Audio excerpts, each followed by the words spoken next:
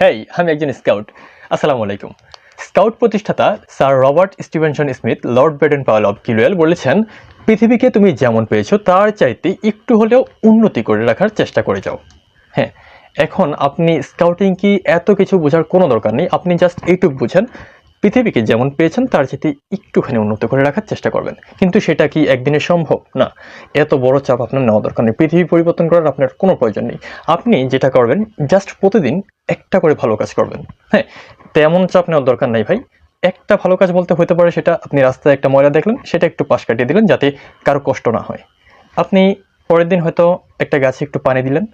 আপনি এত কিছু দরকার নেই। ধরেন আপনি যদি একবার নাই পারেন, অন্যদিন হয়তো একটা পানি খেয়ে বোতলটা রাস্তায় ফেলে দিতেন। আজকে আপনি বোতলটা একটা ডাস্টবিনে ফেলেন। এটি আপনার জন্য ভালো কাজ, তাই না? এত বেশি দরকার নাই ভাই। জাস্ট এটুক করেন, প্রতিদিন একটা করে ভালো কাজ করেন। আপনাকে পৃথিবী পাল্টাতে হবে না, শুধু নিজেকে পাল্টান। পৃথিবী বদলে যাবে। আচ্ছা ভাই, এত কিছু বলার মতো আমি কেউ না ভাই।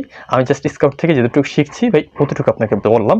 সিদ্ধান্ত আপনার। আপনি নিজেকে পরিবর্তন করবেন নাকি ছন্দহীন এভাবেই জীবন কাটাবেন। আচ্ছা, আমি ভাবলাম আপনি আজকে একটা ভালো কাজ করেছেন।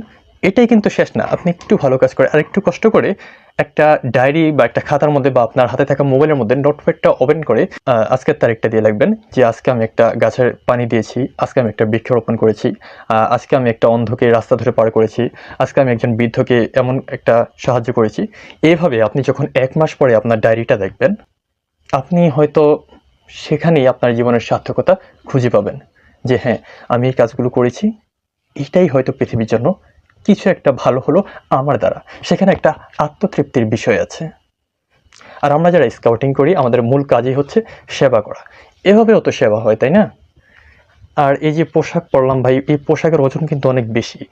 এটা আমরা হয়তো কেউ বা পরি, আমি নিজের দোষই দিই, আমরা হয়তো পড়ি যে আমার কাছে ভালো লাগে ইউনিফর্মটা, যার কারণে। কিন্তু না ভাই, এটা উচিত না।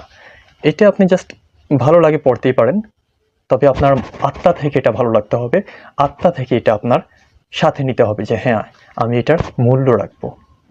তো ভাই, আমি জাস্ট যেতটুকু শিখছি তার থেকে একটু বললাম। আমি আজ এখানেই যাই।